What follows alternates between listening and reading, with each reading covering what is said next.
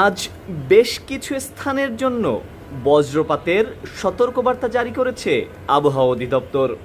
তার মধ্যে গাইবান্ধা জেলার কিছু স্থানে দুপুর 12টার মধ্যে বজ্রপাত সহ বৃষ্টি বা বজ্রপাতের সম্ভাবনা রয়েছে।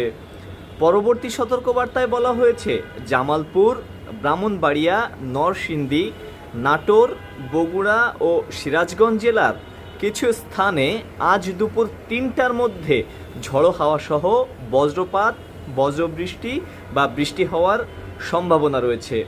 সর্বশেষ আরেকটি সতর্কবার্তায় বলা হয়েছে পাবনা ও টাঙ্গাইল জেলার কিছু স্থানে বিকেল 3টার মধ্যে ঝড়ো হাওয়া সহ বজ্রপাত বা বজ্রবৃষ্টি বা বৃষ্টি হওয়ার সম্ভাবনা রয়েছে।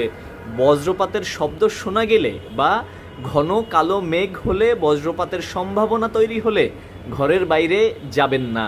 কনক্রিটের ছাউনির নিচে বা যে কোনো ছাউনির নিচে অবস্থান করুন। উঁচু গাছের পাশেও দাঁড়াবেন না। নিজে সতর্ক থাকুন, পাশের সবাইকে সতর্ক করুন। সাবধান থাকুন, নিরাপদ থাকুন।